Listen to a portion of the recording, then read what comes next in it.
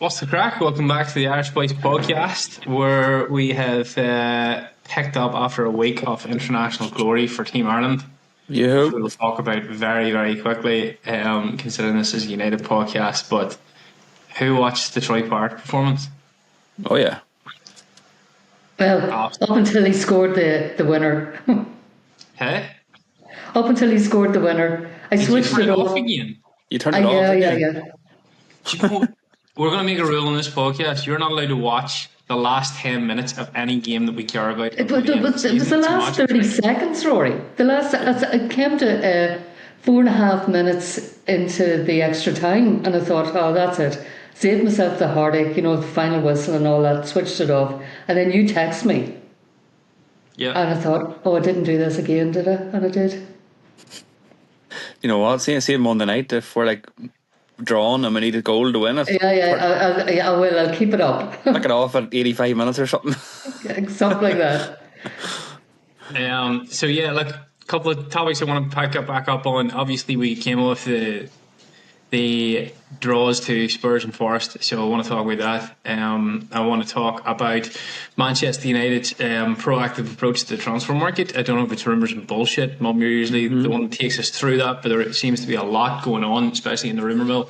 I also want to talk a bit about Rubin Amorim's comments in the press conference and his comments after the Tottenham Hotspur game and just his general approach to what's been going on. And then at the end, as always, we will have a look to Everton on Monday night, which I'm looking forward to.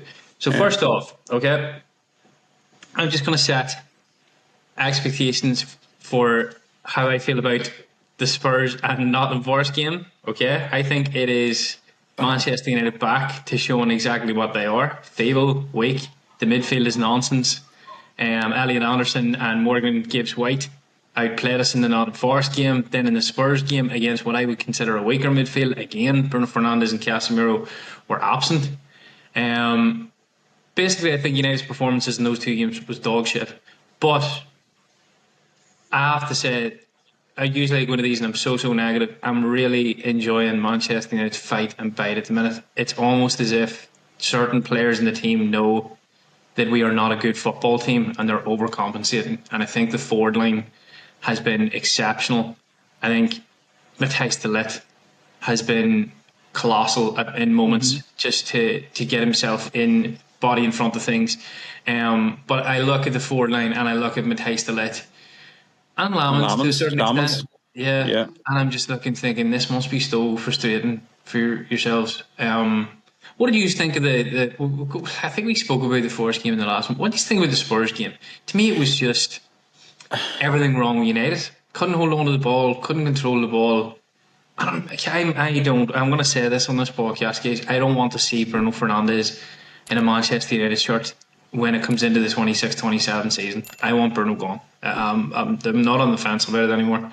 He doesn't get in a 10 position over Cunha and Bumo, in my opinion, and he should never play midfield for a team going for trophies. So for me, I want him out of the club. But anyway, Casemiro will leave, so there's no point talking about Casemiro. Nobody's even discussing contract renewals with Casemiro. So no, they come out. I think they went just to your point there. I think they come out and said that they're not going to renew Casemiro's contract. That Jim Ratcliffe sees the next part of the rebuild is the midfield.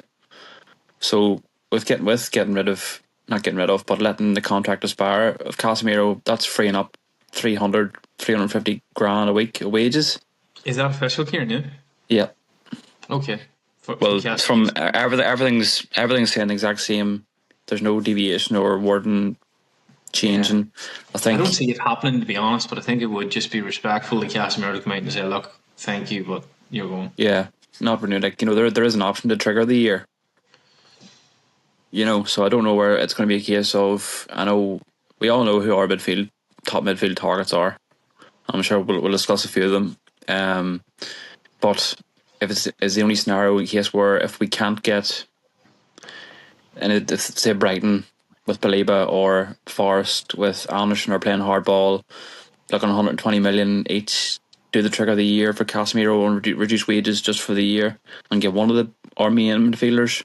I think that's the only maybe situation where we hold on to Casemiro for one more year. But no. So so the point I was saying was everything that I'm coming across points at Casemiro, the contract expiring, freeing up the big wage bill that opens the way for one big main midfield signing. And obviously the Jim Ratcliffe, as I said there, has said that the midfield is the next phase, if you will, of our rebuild. So we've got the forward line, we've got Cunha, the Mbuemo, the Sesko, etc. I think the midfield is the next area of importance or the focus. So everything I'm reading is saying that we're expecting 2 starting midfielder signings in the summer. Now, whether January's been pointed as well, and there's been a few other names thrown out, I'm sure we'll get that there in the rumours and bullshit, but what I was saying there is, Casemiro, I think, my opinion, this season has, compared to last season, has went from here to here. He's got in brilliant shape. He looks far better in the not as you said earlier, it's not the ideal midfield, but having him there and the nick he's in and the performance he's put in, and he's contributing with goals and assists as well. For 60 minutes until he comes off, we look better in the midfield. Which is good to have him, and obviously the experience that man has is insane. And the leadership as well.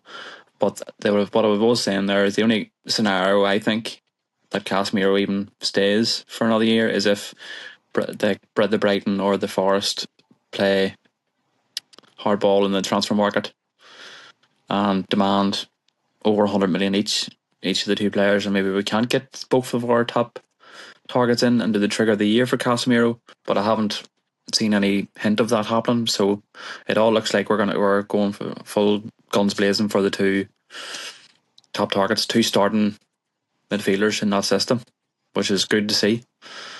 Yeah, I take that point, and I think fixing the midfield is huge. But Mum, I don't know what you thought about the Spurs game, but I thought as a whole they were hapless. They just kept. I think they're still misshapen. That, and I agree with Kieran. Casemiro has stepped up this season, but he needs a competent partner, and Bruno Fernandes is not that. No. But to get back to the midfield dilemma, Casemiro start for in the competition for the top 5 this season. Well, see, I think we're judging Casemiro has, has been very isolated in that midfield as well, Rory. There's no cover for him. Who would you partner in the Arsenal, Chelsea, Man City, Liverpool midfields? Who would you be taking out of those teams to put Casemiro in? We'll take it team by team. So in Liverpool, we'll say the whole of midfielders you would say is Ryan Gravenberch or Dominic Szoboszlai. So are you dropping one of them for Casemiro? Yeah.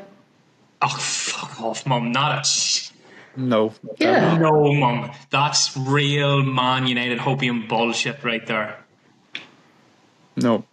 You are honestly telling me, not just to prove me wrong or to set a point, that you would drop Ryan Gravenberch or Dominic Szoboszlai to play Casemiro? Well, let me put it this way. Let me put it this way, right? And I'll go back to my point, right? Casemiro is doing a 2-man job in midfield. If you put Casemiro... just let me finish, Rory. Just let me finish, right? If you put Casemiro beside Szoboszlai or Gravenberch, right? Or you put Casemiro beside Rice. Do you know what I'm saying? It's very hard to judge the man because he hasn't got a competent partner. Yes, but the question is, right, to play Casemiro in that side, you can only play Szoboszlai or Gravenberch. So if you have Casemiro, Gravenberch and Szoboszlai as your options, does Casemiro start? Not if you have to take one of them out, I don't think. Does he start? Does No. he play over Dominic Szoboszlai? No, I say no. Now, the easier one I think then goes to, I'm trying to think of midfielders here, he's in the Premier League, right? Rodri is in a league of his own. Man City, I don't know. I think if Rodri, not hoping him here, but saying because Rodri's injury record, and is he still injured at the minute, Rodri? If he was if he was injured, I think he would get in over the rest of them. But who do you I call think the over lad the that rest they of them, brought in? if you had Who was the Dutch lad they brought in? Who's been absolutely unreal. I actually didn't realise Reinders was that good. I remember arguing with Shane Campbell and saying, I don't think that's a big saying. I don't think Reinders is a particularly special. Oh yeah, quality player. Oh, fantastic. So yeah, Man City, Liverpool, Chelsea. Oh, midfield is fantastic. Fernandes and Caicedo are just. But Subamendi has shocked me too. Like, where did when Arsenal signed Martin Subamendi, we had watched it as Man United fans and Sociedad and thought, that's a bang over saying. But he covers every blade of grass. He's just pure energy. He's up that's and what down you the want. pitch. It's the right signings for No, the manager and the when system. the Liverpool fans thought they were getting him, oh my God, the amount of hopium for them, because they were getting this guy, right? I just seen bits and pieces of him in the World Cup that time, but or the Euros, sorry, but oh no, they were raving about him. Yeah. But I think we're digressing a bit, right? So the more relevant example is we take the Spurs game, okay, right? And we can see the glaring outfit. In the Nottingham Forest game, right? I don't particularly rate Morgan Gibbs White, but he bossed our midfield because he's quicker than Casemiro and he's quicker than Bruno Fernandes. And that's the thing that gets me with Casemiro. I 100% agree with you. Casemiro is a different man this season to what he is last season. But I think what annoys me and what has annoyed me and what really grounded me in the Forest and Spurs games was if you said Bruno Fernandes, right, couldn't get into the Man City or the Arsenal teams, I would say you're mad. I'd even make a case for getting into the Liverpool team with the performances of Florian Wirtz at the minute. Bruno Fernandes would play as their 10. He'd be at the point of that, right? But that point cannot be made because he is never going to play as a 10 for Rubin Amorim. So you have to take him on the sum of his merits as he plays as a centre midfielder, and he is dog shit. He doesn't understand how to defend. It's not his job or his capabilities. In that deeper role, I'd say 75% of what he does in terms of passing and going forward is absolutely amazing, but the 25% is causing opportunities. It's giving the ball away in key moments, and it's allowing the team, because he's deeper, to come on to him, and he can't stop them when they transition against him. He's a real issue. And then when you couple him with Casemiro, who is coming to the end of his career, it makes it for disaster, guys. And it was grand, when we were sitting in and we were the team against Liverpool who wanted to sit back and fade out, and it was galvanising, and you looked at it and you thought, this is what I have waited ages to see. It's 11 lads fighting tooth and nail to try and get 3 points today. And then Forest and Spurs asked us to play about football and went shit for me. Well, am I unfair saying that? No, not totally unfair, I don't think. So we all know the midfield issues, and certain games it's going to work on. With when you come up against, say, like solid midfields, strong midfield based teams, we are gonna, unless they're absolutely on the ball. Yeah. It's gonna look a bit ropey in the middle of the field. Now, we're not going into the press conference yet, but I think if you've noticed Abram kind of adapting, maybe he's even said he's adapted, he's tweaked certain things, and in the system, whereas he said he wouldn't, we all thought he never would. And I think only I know we've mentioned Matthias de Ligt on our back line, actually listening to the manager and following the style of play and instructions, pushing up more, pressing, it papers over a bit, I think, in some of the games we've seen since our upturn, that it fixes those gaps on the forward line as well. I think we spoke about it the last time. Cunha covers every blade of grass. Wemo, them two in the tens, they come back a wee bit. So kind of in some games we will get caught out in the midfield. Forest, for example, like we did against Nottingham Forest. In patches, yeah, I agree. But I think until we can get our big midfield signings, and we will probably lose a few more games, but I'd say we'll win a lot of games, I think, and we'll be in a much better position, I think, for the time being. But we might go for somebody in January might be surprised from all the rumours and everything, so hope. He does seem to be quite positive and optimistic, which is strange when it comes to transfers. But it's tough because It's not just the midfield. If it was just the midfield, you would say, "Oh, Bruno and Casemiro are the problems." Right? I know I'm very negative with them too. I just think that for me, a midfield has become the main thing for big teams to perform because it's such a vital cog now. It provides the energy, it dictates pace, it breaks up play. It's everything. And United hasn't been right in. It's the engine. It's the engine one. It is. I don't think Manchester United have had a solidified central two since Carrick and Fletch. I think there's been components. Paul Pogba always excited me, but Paul Pogba was bought and then they thought that's the project finished. Pogba will do it all on his own. Pogba needed Casemiro. Pogba needed somebody to do the donkey work for him so that he could come in and just relieve the pressure and keep giving Pogba the ball so Pogba could do what he wanted to. And when we asked him to hold midfield, we took the beauty of Paul Pogba away. And this is how it feels to me. It's always like we're compensating.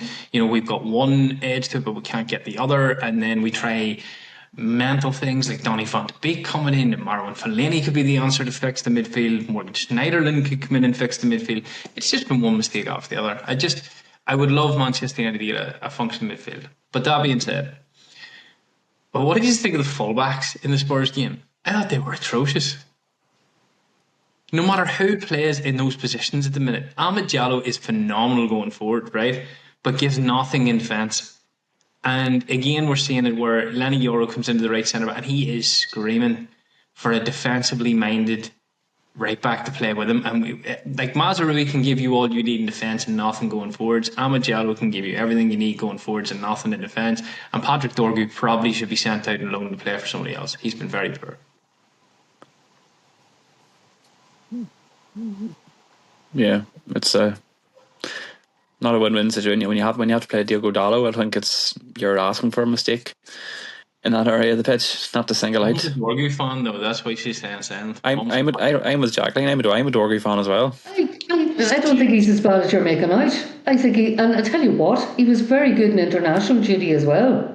And I think he's improved. I don't think he's as bad as you're making out.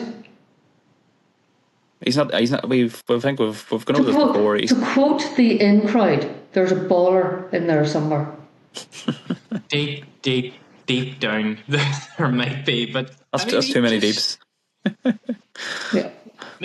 I just haven't seen enough of him. I thought he had a decent defensive game against Spurs. There was times where he looked like he was trying to really work on his defensive work. But this attacking prowess that he's renowned for, I'm not seeing it.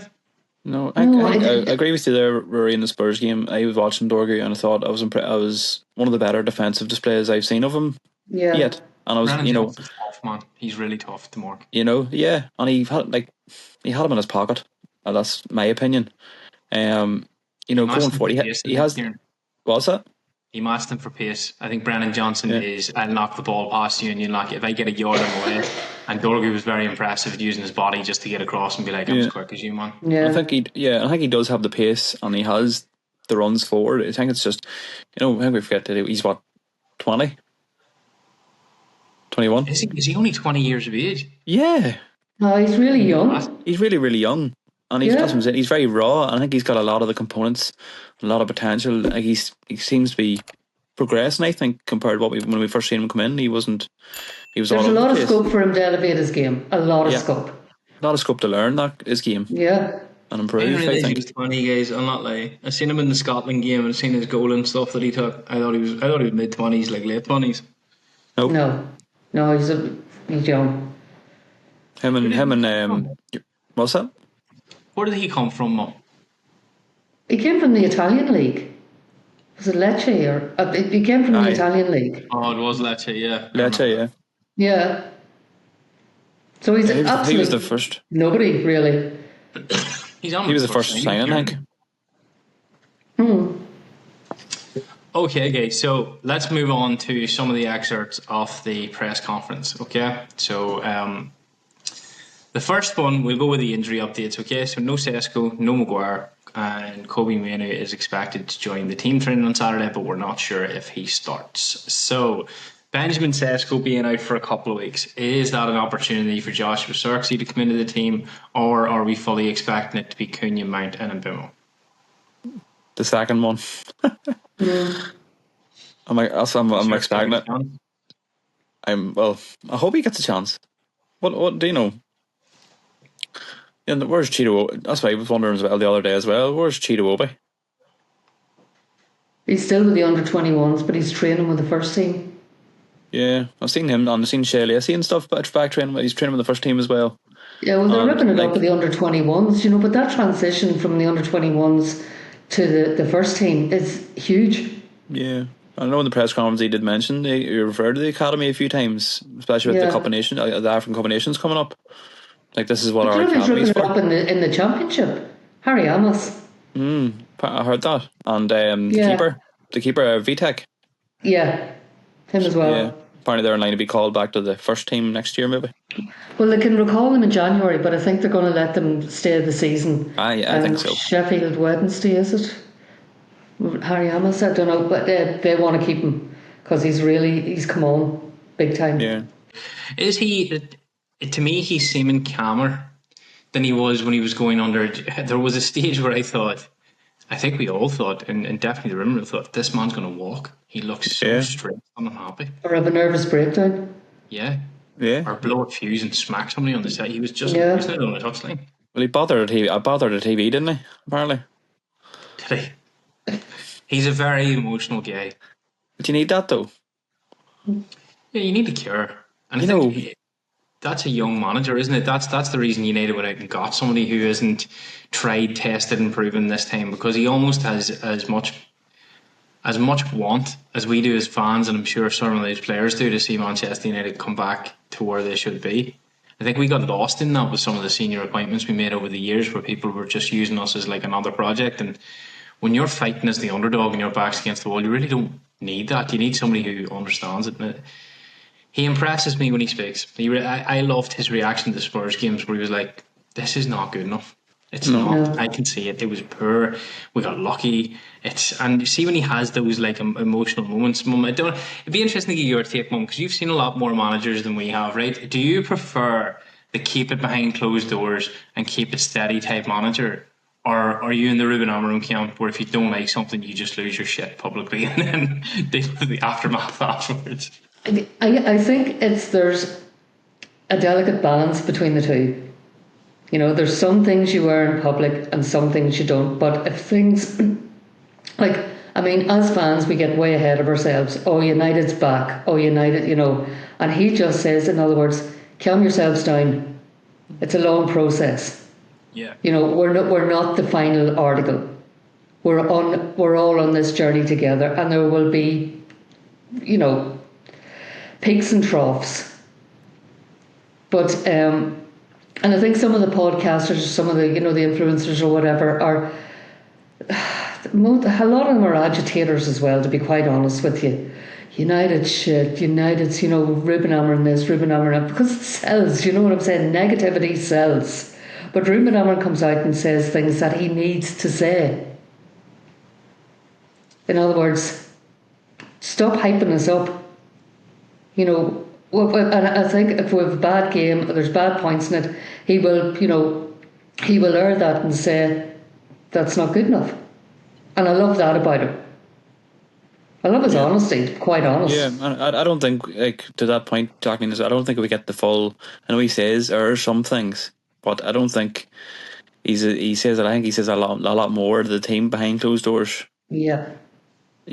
There's a lot. I think there's different sides to him that we see. You are shit. He's around He's not going to say that. He has never, and he said he's not a man that comes and levels individual criticism. And to his credit, he spoke about being, when he came in, about being an ex-player and the injuries he faced at the end of his career, and that he's always had a soft spot for players who are rehabilitating. And I think what I love about him is Erik ten Hag lost me, because Erik ten Hag was a lot of words and a lot of fluff and no substance. And then those agendas and what he wanted to say changed when he got lost in the size of the Manchester United job. Rubin Amorim has gone through the same diversity, and the rhetoric has never changed. My system will stay the way it is. I will not change my philosophies. This is the way Manchester United builds itself again. He spoke at the very start about rehabilitating injured players, because he knows what it's like to go through that personally. And you look at his treatment of Mason Mount and Lissandro Martinez, and he's just a man of his word. And Luke Shaw. He will not let you into the team, Luke Shaw, until he is fully confident that you are fit to stay on that pitch. He will not rush you back for the sake of a 2-point game over a draw loss to lose you. And I haven't heard him once come out and individually criticise a player. Even when he's been goaded and baited and poked on it, it's always been the team. And he takes the blame on him. And it's us and it's we. And I think that's just brilliant to see. I think that's really positive. And he's also very guarded at the same time, I've noticed, in his praise. He doesn't big players up. He's not coming to the media and saying, yeah, this player's fantastic, or yeah, I love that. Or it's always, he's got the right attitude. This is what United need. This is the standards. This is it. He just, to me, he carries himself the best I've seen since Alex Ferguson. Alex Ferguson was totally different in that he was very abrupt and angry and scary. With Rubin, this is just it's heart and sleeve stuff. It's brilliant. It's in a very different way, Klopp-esque. Yeah. And we all know how that success story turned around. Klopp got them from where they were into where they needed to be. Yeah. I think Rubin Amram could do the same. He's very relatable. What's the word? Relatable to what he said. Like as a fan as well. Like myself and you, Rory, were mid-30s. Grew up through all the success in the 90s and 2000s, and you've a younger manager just hit 40. He's kind of more relatable and more like he comes across as a fan like us, the way how we feel things should be. Like we know this is shit. What are we watching? Don't calm down. Don't get too ahead of yourself. We've been here before. We're back. We're not setting yourself. I think he's very, especially our generation of fans who have been through all the highs, and now the last 10 years has been just dross. He's very likeable for a lot of United fans. I think that's why he's another reason why he's got a bit more backing and a bit more rope, if you will, to do what he needs to do and stick to his system. Despite all, yeah. Because I think we're so prone, our generation, to just losing our marbles at every loss and every hardship, and it's because... That's because you've never had it so good as football fans. We're the silver spoon of Manchester United's generation. We're born into it. It was watching the FA Cup at 5 years of age and Cantona smashing it past Liverpool. It was Manchester United. Try growing up in the 70s and 80s. Yeah, so suppose that's where you do come across as the camera fan, when you're not making comments like Ryan Gravenberch is a lesser player than Casemiro. That, in my opinion. That it is going to be... It does get tough before it gets better. I feel like every team... have you seen any team, Mum, consistently in football, in England, sorry, we'll not take the Europeans, that has never had a lull? I think of United, it's not a trick question. I think of United, I think of Arsenal, and I think of Liverpool as kind of those big teams, right? United and Liverpool probably the two most consistent. Would that be correct in England? But Liverpool was a real rough patch where you were looking at midfields of like John Jones. Well, that's what I'm saying. That's why this is where my loathing of Liverpool comes in. They ruled the 70s and 80s, and United were United, They were a cup team, exactly, Kieran. And you had to, when you're growing up in school, and I mean, there was a lot of Cross McGlen girls in my school, and they all supported Liverpool, and it was a glory years for Liverpool, right? And that was hard to stomach, it really was. And I mean, I am in my 60s now, and I still feel it, you know what I'm saying? That's how much football means to me. But then you had your era of the glory years. And they were glorious. You're talking about the treble, you're talking about the class of 92, you're talking about all that sort of, that era of pure nostalgia now. 19 Premier League. Yeah, I mean, I've been on this earth, 36 years, and Manchester United have been Premier League champions 19 times. Yeah. And that was, there was a lot of lows as a United fan, back in that era. And then there was the relegation as well. You know what I'm saying? So, but here we are. Do you see the foundations of something growing at Manchester United? Or I know that there's been hopium and stuff before, but just going to his press conferences again, because that's the topic we started. Do you see a man that can get Manchester United back? Or do you think it's a bit up in the air? Like, how confident would you say you are in Rubin Amram's ability to turn United's fortunes around? Well, back in the day, right? And go to Mercy and your granda, and I've maybe told this before, but every time I went up to your granda, right, I was the one saying Ferguson has to go. They need to get him out. He has to go. And they didn't. And they stuck with him. Oh my God, there was banners all over Old Trafford, Rory. Tara Fergie and all that sort of thing. They stuck with him, and the rest is history. So yeah, stick with this man. That's my opinion. He is building something. And more importantly, the board are letting him do it. Yeah, and I think to the board as well, Jack. And I think one of the big turning points there was Ineos and the board actually coming out and saying, "No, we're giving you 3 years." Yeah. Publicly backing. Yeah. No, this man's here for 3 years, and it was like Come what may. Exceptional there. When they were saying about, like, different things, and Ratcliffe just shut it down, and they were like, "And how long do you think he should get?" 3 years. I think it's a 3-year project for any football club. And it's like, "Oh my God, this is perfect." The owner of our football club has just shut everything down like a boss, and he was just like, "Well, I signed the checks, guys, and I say he gets 3 years, so you can stop the media witch hunt because it's not going to happen." No. And it was such a perfect way to handle that. He has really impressed me. I watched his first interview with Gary Neville, where Gary Neville went on, and it felt like it felt like something at the circus, where Gary Neville had the whip in the chair and was trying to berate Jim Ratcliffe. And there were things United did that were a bit scummy looking and a bit. But I thought Jim Ratcliffe handled himself just brilliantly.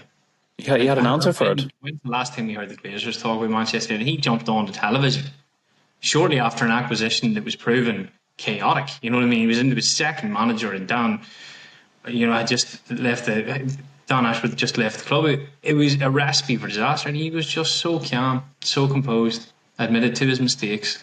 Mistakes will be made. And I think that's what you need. I think from the very top down, you need that kind of like steady hand. You know what I mean? Yeah. We are not going to react to a few losses and all this nonsense in year one, as it is for Rubin Amram's first Premier League in the season. We're not even going to do it in year two if it doesn't go right, so don't be expecting it. If it goes wrong in year three, okay, we'll have to sit and assess how we all got it wrong. Brilliant. I must give him some confidence. Absolutely, and I think another thing he did say was just recently that you can't judge Rubin Amram until at least 2 more transfer windows where he's been given his first choice, first start in midfield, and maybe wing backs, goalkeeper, whatever other positions. I think that's fair. That's fair as well. But I think what it also says to that dressing room is he's your manager for 3 years. Suck it up. Mm-hmm. But there's no uncertainty.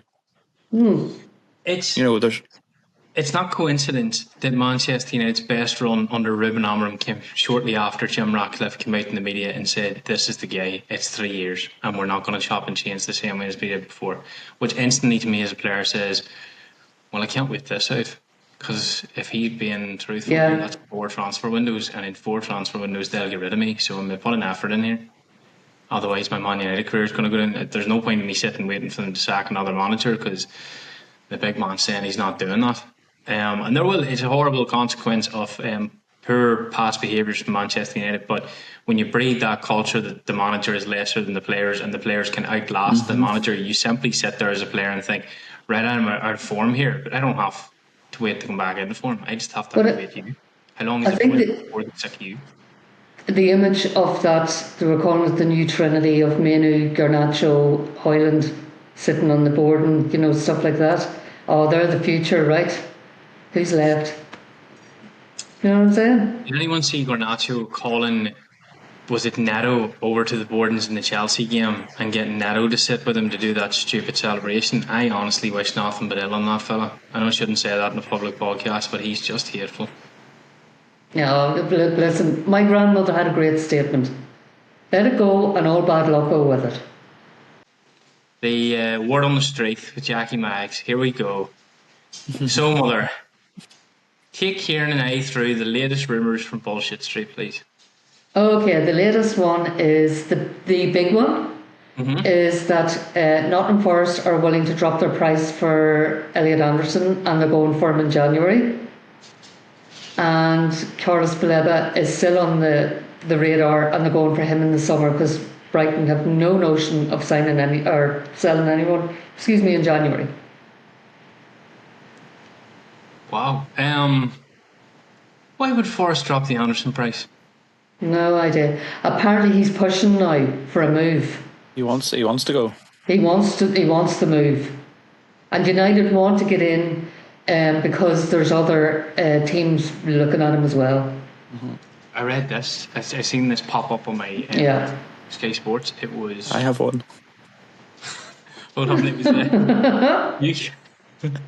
Newcastle and Liverpool right here and go. What is? Semenyo. Give me that one again. Semenyo is going around a lot.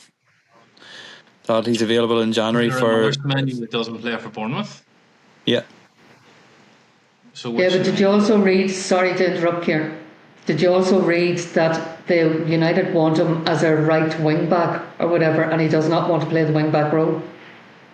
Oh, didn't hear that. No, I don't know what he'd said or not, but I just heard that he wants to be a winger. He wants to be a winger. He wants to go to United, and if it's the release clause is triggered in January, it's active in January. But it is less in the summer. Let me unpack this a minute, okay? So there was a lot there. There was a whole lot, right? So are we talking about Antoine Semenyo that plays for Bournemouth? Yeah. Yep. Okay. To play where? That's what I'm saying. They want him as a wing back, but he doesn't want that role. Can't defend. Hence, he doesn't want that role. Why would he want that role? Yeah. You're one of the top goal scorers in the Premier League. Okay, you're sought after by Liverpool and Newcastle who want to play you as a winger. But here, come to us. I mean, we have the highlights of having no European football, and who the fuck knows what's going to happen at our football club? Come and play right wing back. Doesn't that sound brilliant? Nonsense. Well, I think so too. Liverpool where he can get on over. He'll be heir apparent to Mo Salah. Why would he come to a lesser positioned football team and compensate his position? You would need to make a very attractive proposition to Antoine Semenyo to come in and play in Brian Mbeumo's position if you were going to get him. The signings of Cunha and Mbeumo, I think, mean that Manchester United cannot go for another 80-90 million pound Premier League winger. I think that what they're going to have to do is find one or two Ahmed Diallos out there, developing wingers. Semenyo, no, I don't think so, guys. I was surprised as well. It flew up and all over the socials and everything. I'm like, where's this coming from? Like I didn't hear what he said about not wanting to play I think it's on the left, Rory, left wing role. Do you know where Dorgu is? So like people were getting excited about the link up, having Mbeumo and Ahmad on one side and Semenyo and Cunha on the other side. Yeah, I mean, to digress and go back to point one that we talked about here, okay? To those people, please go and watch the Nottingham Forest and Tottenham Hotspur games. Please watch what happens when you play the 10 or wing back in Ahmed Diallo as a right wing back.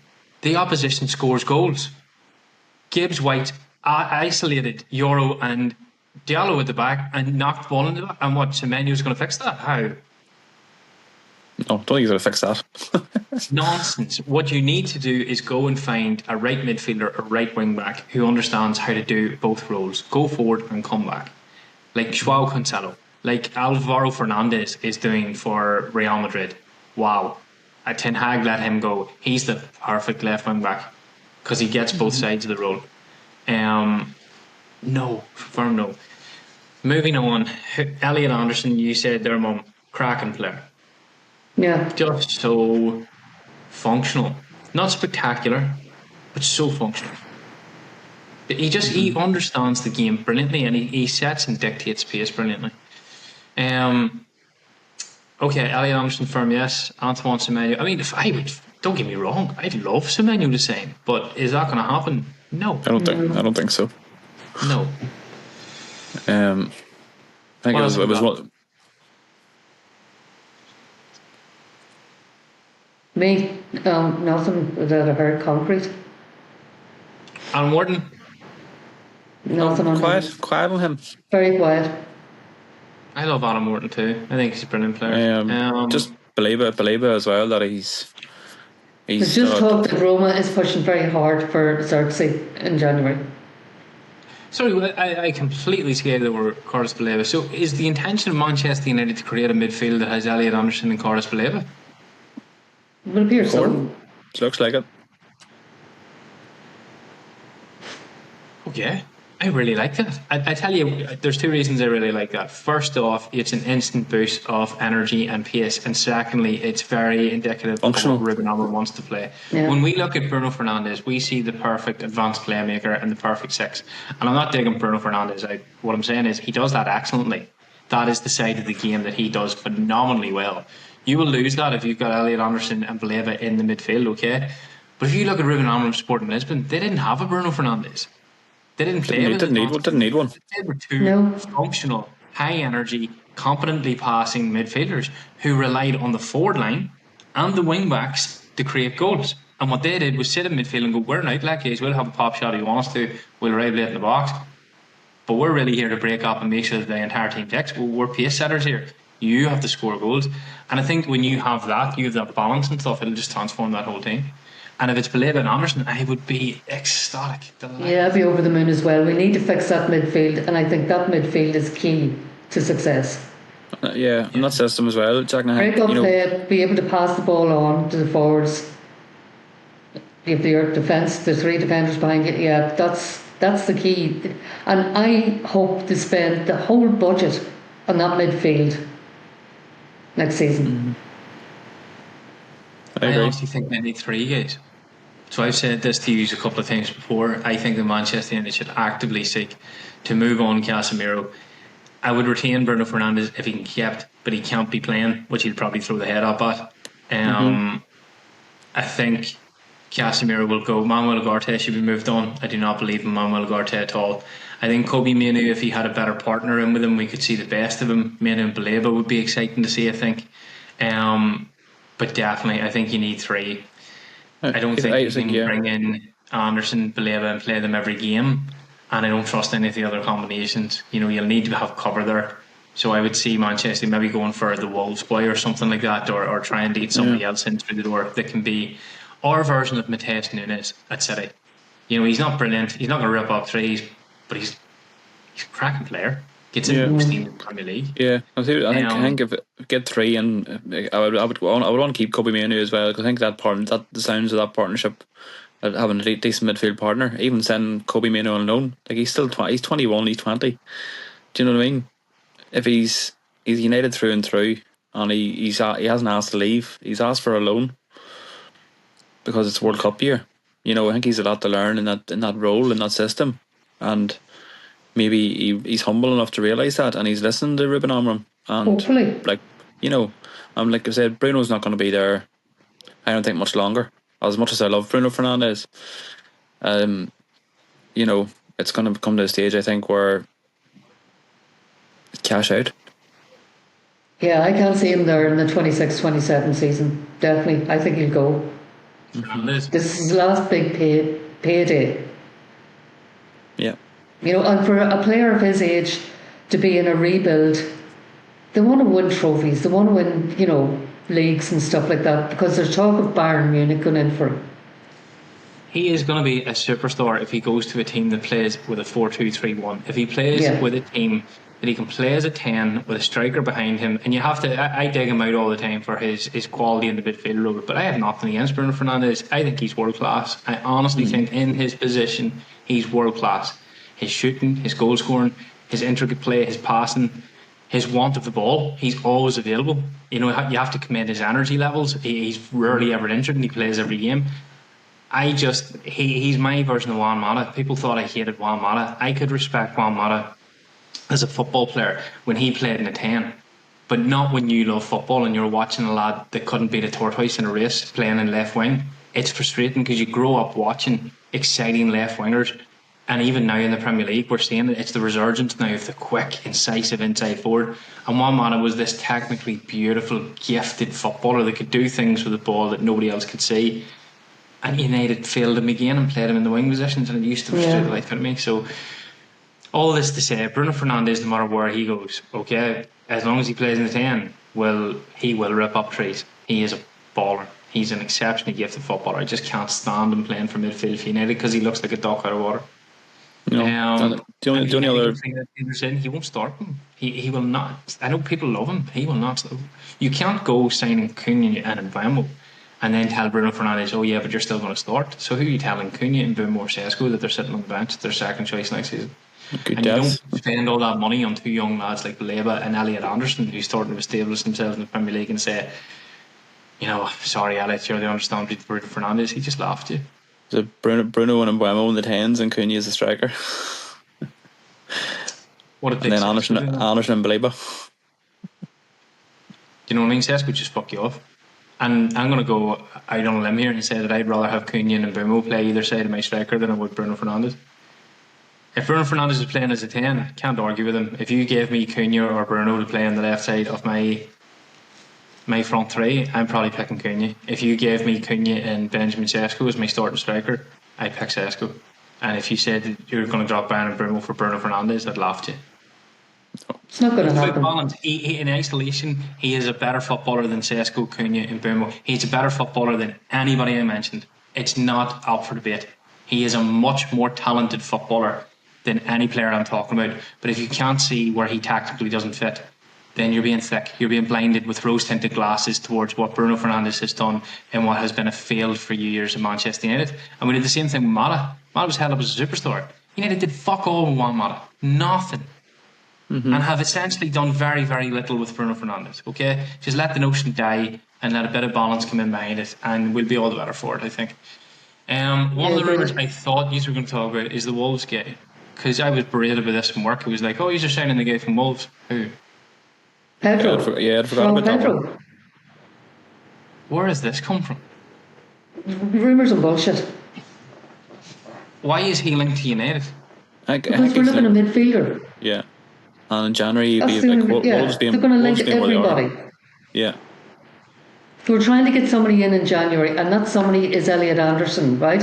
And if they can't get Elliot Anderson, apparently they're going for nobody else. Good. But he's been linked because we need a midfielder. Your first statement there, best thing I've heard all week. Well, if you can't get Elliot Anderson, don't go for anyone.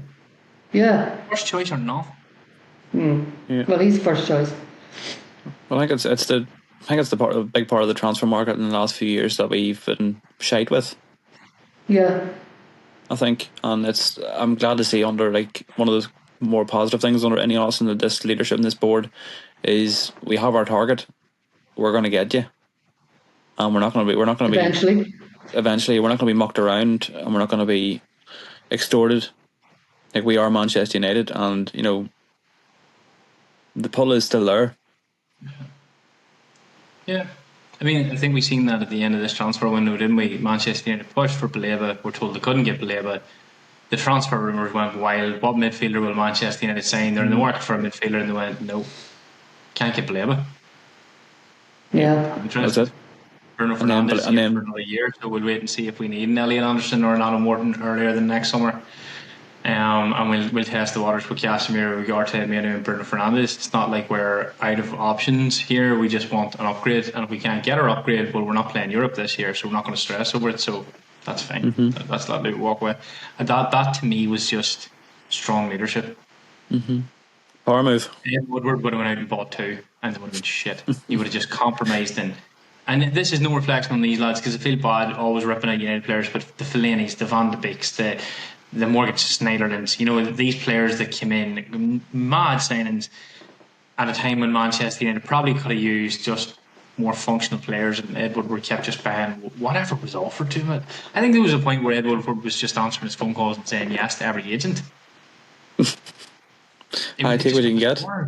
No, how much do you want? No rhythm to it, just how much commission? Yeah, Donny Van de Beek was the classic example. How much did he cost? Didn't he cost £50 million? 40 million or something. Yeah. But they were buying players coming off a good season. Not, they fit the system. Oh no, he has a great season. Yeah, let's buy him.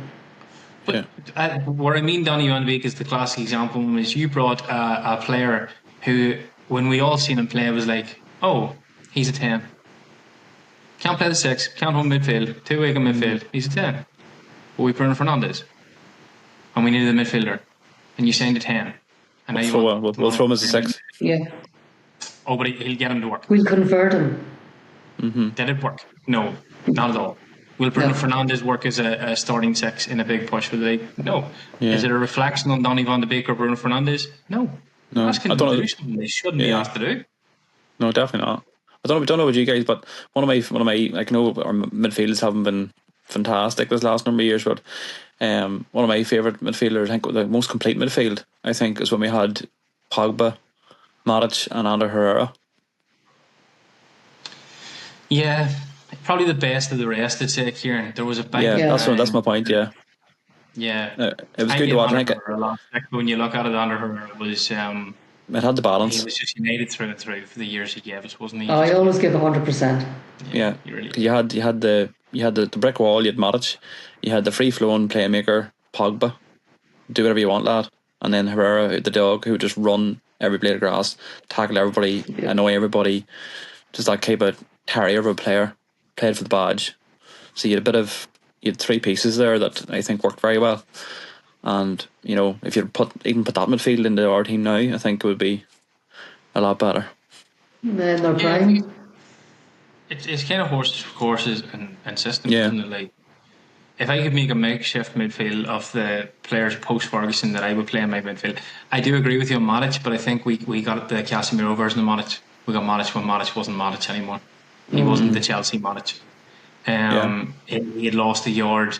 He was still playing decent football, but it just looked like he was coasting a wee bit. If we had got a hungry 23, 24-year-old animal that Chelsea had, then yeah, it's 110%.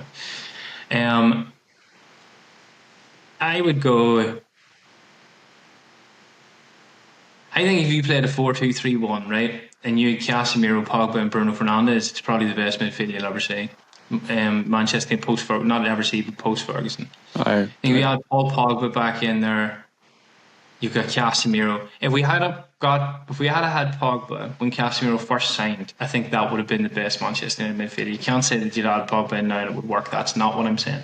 No. I'm saying if we could go back to when we signed Cas and you bring in Pogba, it's Casemiro, Pogba, Bruno Fernandes in the Eric Ten Hag system, I think that could have been incredible to watch. I think Pogba's playing. Yeah. And you're right. Ander Herrera, Paul Pogba, and Nemanja Matic, that midfield probably should have received more. Yeah. Yeah. If they were playing a bit of football when he was there, we were in around the open, slat hands and stuff. But so, is there anyone else before we move on? No, I'd actually just think that Wolves guy was the last one I'd heard of, and then the Semenyo and the Anderson. So it's been very tight. It's not been as wild, I don't think, in terms of rumours. If you could have, and it's not limited to who Manchester United are linked with, right? Just a hypothetical for you. If you could have any signing in January, who would you take? Anderson. Yeah. Elliot Anderson. Yeah. Okay. Yeah. Fair enough. I mean, yeah, Elliot Anderson. Do we think that Anderson's better than Morton? I think they're the same level. They're saying they're similar levels, similar. Yeah. Profiles, I think. Anderson's the bigger guy, the more physical. Yeah, but they're both very functional, athletic, physical midfielders that we're desperately needed. I just think that the same attributes, Rory. Either or. Yeah, I'd be happy with either or. Would it be crazy to think that Manchester United, who play with two midfielders, could sign all three? I don't think they will. Because you're going to need somebody to be in there as a buffer to play back up.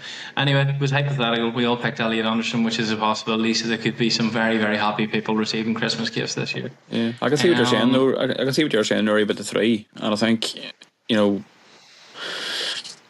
I think it depends, like the situation we were in last summer of can you get names out the door?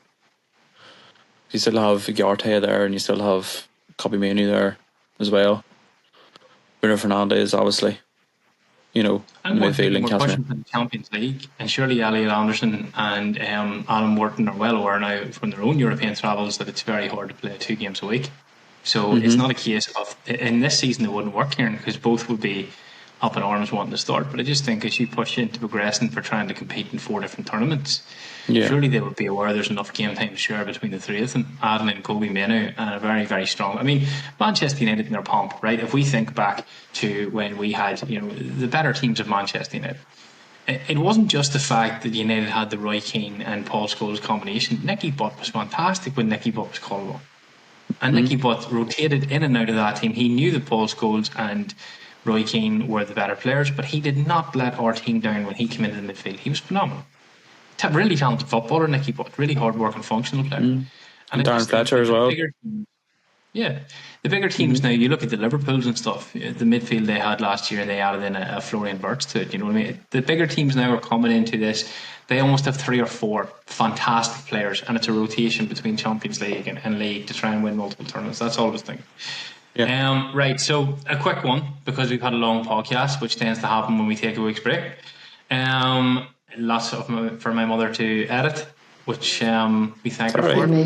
We put up with her deluded opinions on players because she's really good at editing podcasts. So thanks. Oh please, right? That's it. You do know that I do the editing, don't you? I'm only joking. Right. So speaking of delusion, Roy's getting a Donald Duck voice. United versus Everton. How do you see this one going? Has the hopium stopped for you, or what do you think? Do you think we're still? Oh, I think it's a win. Yeah. Yeah. I think we have a chance now in the next 5 games. I think are very, very important. Leading up to Christmas, if we play our cards right, if we navigate the combinations and the players that we're going to be missing, especially Brandon Bramo, he's been phenomenal. Yeah. I think you can say player of the season so far, in my opinion. We could be sitting. Yeah. We could easily be sitting in the top 4 Christmas. Now, I know it would Palace away, and is it Bournemouth in the next 5 as well?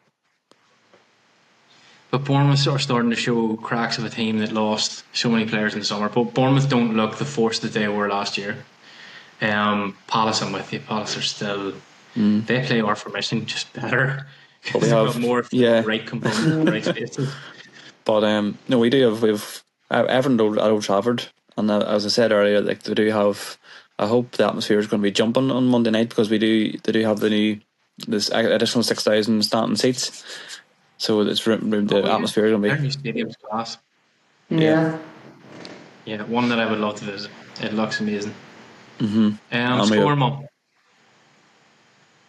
2-0. Kieran. 3-1. Confident. Star player, Mum.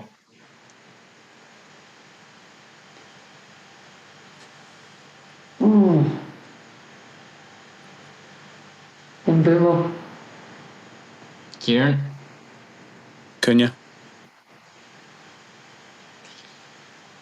Okay. Villain, Mum. Villain.